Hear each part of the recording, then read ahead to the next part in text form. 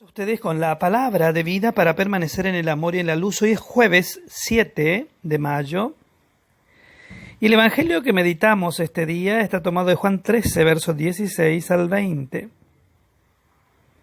Antes de la fiesta de Pascua, Jesús lavó los pies a sus discípulos y les dijo: les aseguro que el servidor no es más grande que su Señor, ni el enviado más grande que el que lo envía. Ustedes serán felices si, sabiendo estas cosas, las practican. No lo digo por ustedes, yo conozco a los que he elegido, pero es necesario que se cumpla la escritura que dice: el que comparte mi pan se volvió contra mí.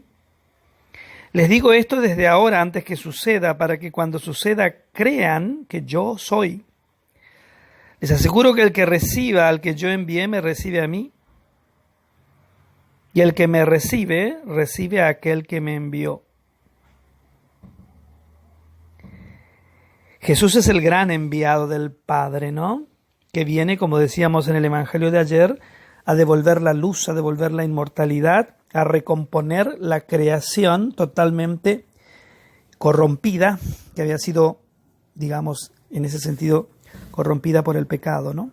No sé si está utilizado bien el verbo, en fin. La corrupción del pecado, que le quitó a la creación y al hombre su identidad y su dignidad. Jesús es enviado por la Santísima Trinidad, ¿no es cierto?, justamente para recomponer el orden en la creación. Y recomponer el orden pasa en primer lugar por saldar la deuda del hombre en la carne de Jesucristo. El sacrificio vicario de Cristo es justamente eso. El pago que Jesús en su carne humana, digamos, hace para saldar la deuda del pecado humano, ¿no?, contra Dios, y poner entonces en equilibrio y en orden y en armonía de nuevo la creación. Para eso ha sido enviado, ¿no?, sin dejar de ser lo que él mismo dice, el yo soy.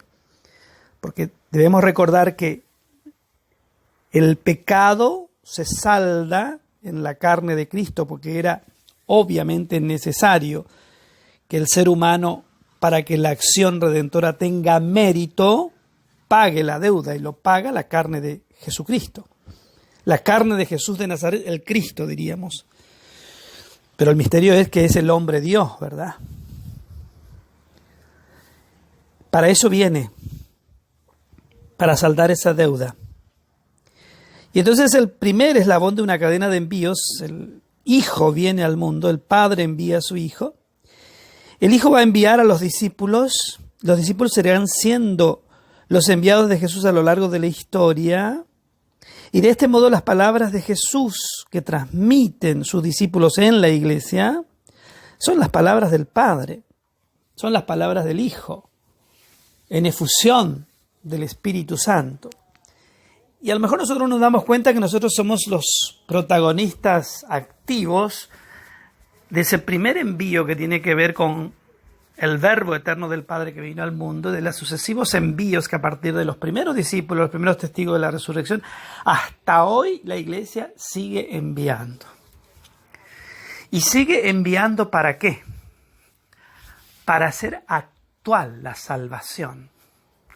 Para que la salvación no quede reducida a un evento histórico del pasado, sino que justamente por la acción del Espíritu Santo que vive en la Iglesia y en cada uno de los bautizados, y en la acción del sacramental, la Iglesia que actualiza el misterio en cada uno de los ministros ordenados, vuelve actual la salvación. Es el hoy de la salvación, que no tiene tiempo ni espacio, podríamos decir. La acción sacramental, como hecho misterioso y espiritual, atraviesa los siglos, ¿no es cierto? Y ese mismo evento salvífico del Viernes Santo, a instancia de la pasión, muerte y resurrección, se sigue cumpliendo a rajatablas hoy en cada altar del mundo, en cada acción sacramental de la Iglesia. Es la obra de Dios entrando en el espacio y el tiempo, ¿no?, y transformando ese espacio y tiempo en algo sagrado, en algo divino, aniquila lo profano y vuelve sagrado y divino por la acción del mismo Cristo que en la Iglesia, por la difusión del Espíritu Santo, sigue actualizando el misterio. Qué maravilla, ¿no? Qué maravilla. Que la mirada de Cristo te guarde, el amor de la Virgen Consolata te custodie, descienda sobre tu casa, tu trabajo, tu familia, su santa y divina bendición.